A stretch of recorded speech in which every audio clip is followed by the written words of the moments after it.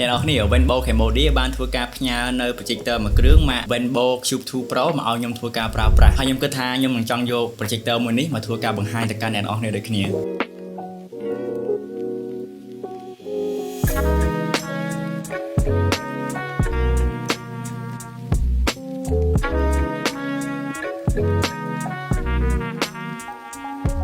projector មួយនេះអ្នកនរគ្នាបើសិនជាយើងនិយាយអំពីមុខងាររបស់វាវិញគឺថាល្អច្រើនប៉ុន្តែមុនពេលដែលយើងចូលទៅកាន់មុខងាររបស់វាខ្ញុំចង់និយាយអំពីរូបសម្បត្តិរបស់វាសិន projector មួយនេះបើសិនជាយើងមើលពីរូបរាងរបស់វាខាងក្រៅខ្ញុំហ៊ាននិយាយថារូបរាងរបស់វាគឺស្អាតគឺគេផលិតមកបែបលក្ខណៈថាបែប minimalist clean ហើយវាអត់ស្មុគស្មាញទេរូបរាងរបស់វាគឺលក្ខណៈថាជ្រុងយើងដាក់នៅកន្លែងណាក៏មើលទៅសមដែរ projector ដែលយើងឃើញនៅកន្លែងការងារឬក៏ដែលយើងធ្លាប់តែប្រើកន្លងមកអ្នកនរគ្នាគឺច្រើន projector ទាំងអស់គឺរូបរាងវាអត់ដែរស្អាតទោះបីជា projector ទាំងអស់ហ្នឹងវាថ្លៃយ៉ាងណាក៏ដោយប៉ុន្តែសម្រាប់ model Cube 2 Pro របស់ Venbo នេះវិញគឺរូបរាងរបស់វាខ្ញុំហ៊ាននិយាយថាវាស្អាតព្រោះខ្ញុំចូលចិត្តរូបរាងបែបអញ្ចឹងការរចនារបស់វាដូចខ្ញុំនិយាយអញ្ចឹងបើសិនជាយើងយកវាទៅដាក់តាំងឬក៏យើងគ្រាន់តែទុកប្រើ5ម្ដងម្កាលអីខ្ញុំគិតថាវាស្អាតរូបរាងរបស់វាគឺមិនតូចពេកទេហើយក៏វាអត់ធំខ្លាំងដែរហើយទម្ងន់របស់វាតាម1គីឡូជាងទេអ្នកនរគ្នាគឺយើងអាចងាយស្រួលយកវាទៅតាមខ្លួនហើយខ្ញុំគិតថាវាអត់ពិបាកទៀតនៅក្នុងប្រអប់បើសិនជាយើងបើកមកយើងនឹងទទួលបាននៅ projector មួយហើយនឹង tele មួយដែលយើងប្រើប្រាស់សម្រាប់បញ្ជាហើយអ្វីដែលពិសេសមួយទៀតគឺនៅពេលដែលយើងទិញយើងនឹងទទួលបាននៅកាបូបមួយដែលគេឲ្យយើងដាក់ដើម្បីយើងងាយស្រួលយកវាទៅតាមខ្លួនណាអ្នកនរគ្នាសញ្ញា projector មួយនេះគឺវាដំណើរការដោយ Android TVដែលដូចដែលអ្នកនរគ្នាដឹងអញ្ចឹងគឺ Android TV គឺវាមានមុខងារច្រើនដែលយើងអាចធ្វើការ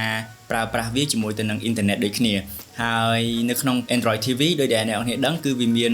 មុខងារច្រើនដូចជាអាចយើងមើល YouTube អាចយើងមើល Netflix មើលព័ត៌មានផ្សេងហើយក៏យើងអាចប្រើប្រាស់អ៊ីនធឺណិតបានលើនឹងដែរព្រោះ projector មួយនេះគឺវាភ្ជាប់ជាមួយទៅនឹង Wi-Fi ក៏ប៉ុន្តែប្រសិនបើយើងអត់ចង់ប្រើប្រាស់វាជាលក្ខណៈថា Android TV ទេក៏យើងអាច connect វាជាមួយ HDMI បានផងដែរសម្រាប់ខ្ញុំគឺ Android TV គឺវាល្អមែនតើដោយសារតែ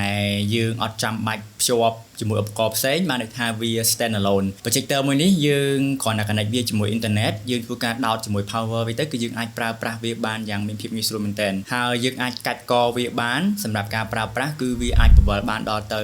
240 degree ហើយការប្រើប្រាស់នេះគឺវាស្រួលមួយទៀតមុខងាររបស់វាដែលពិសេសមែនតើដែលខ្ញុំគិតថាខ្ញុំនឹងចង់យកវាមកនិយាយមុនគេនៅក្នុងវីដេអូមួយនេះគឺ projector មួយនេះណាអ្នកនរគ្នានៅពេលដែលយើងប្រចាំងវាទៅលើអញ្ចាំងឬក៏ប្រចាំងវាទៅលើ slide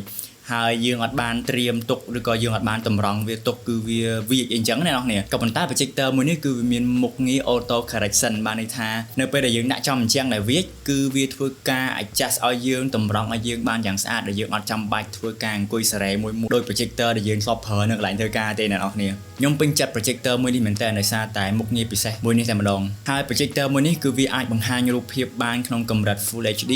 1080pសម្រាប់ខ្ញុំ 1080p គឺវារៀងទូចក៏ប៉ុន្តែបើសិនជាយើងកន្លែងទៅមើល projector ផ្សេងដែលយើងធ្លាប់ប្រើពីមុនមកស្ទើរតែទាំងអស់ projector យើងគឺអត់អាចបង្ហាញរូបភាពដល់ទៅ Full HD ទេអានេះគឺជាបទពិសោធន៍របស់ខ្ញុំផ្ទាល់អញ្ចឹង projector ដែលអាចបង្ហាញរូបភាពបានក្នុងកម្រិត Full HD បែបនេះគឺជា projector ដែលខ្លាំងហើយសម្រាប់ខ្ញុំផ្ទាល់ហើយការបង្ហាញរូបរបស់វាក្នុងកម្រិត Full HD យើងគិតថាវាអត់ច្បាស់ក៏ប៉ុន្តែបើសិនជាយើងយកវាទៅប្រចាំងនៅអញ្ចឹងហើយយើងមើលវាពីចម្ងាយណាអ្នកនរគ្នា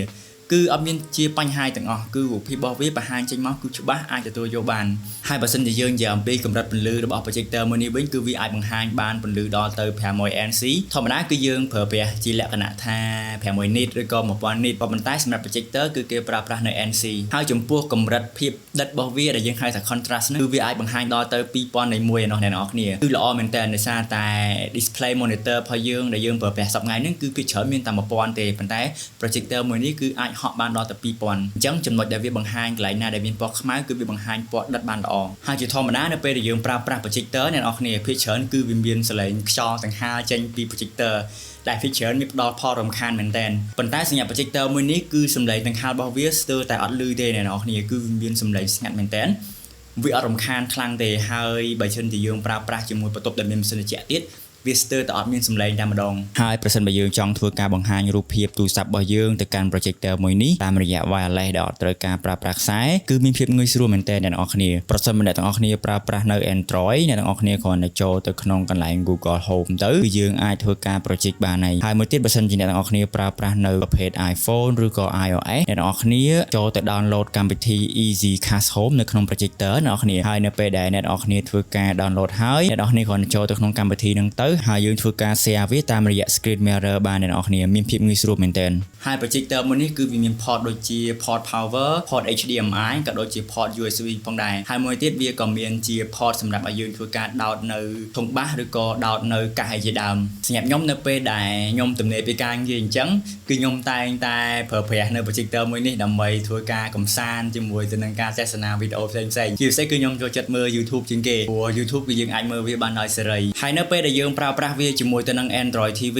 projector មួយនេះក៏យើងអាចធ្វើការប្រើប្រាស់វាជាមួយទៅនឹងការនិយាយជាសំឡេងបានផងដែរដែលយើងគ្រាន់តែនិយាយវាផ្ទាល់ជាមួយទៅនឹង tele វាទៅវាក៏អាចបញ្ជាសំឡេងទៅកាន់ projector មួយនេះបានផងដែរហើយមួយទៀតក៏យើងអាចភ្ជាប់ជាមួយទៅនឹង Bluetooth បានដូចគ្នាហើយសម្រាប់បញ្ចប់តម្លៃប៉ុណ្នេះ Venbo Cube 2 Pro វាអាចធ្វើការបានប៉ុណ្នេះខ្ញុំគិតថាវាល្អមែនទែនសម្រាប់អ្នកទាំងអស់គ្នាដែលត្រូវការ projector មួយនេះអ្នកទាំងអស់គ្នាអាចធ្វើការតាក់ទងទៅកាន់ Venbo Cambodia បានដើម្បីសាកសួរពីព័ត៌មានបន្ថែមក៏ដូចជាតម្លៃរបស់វា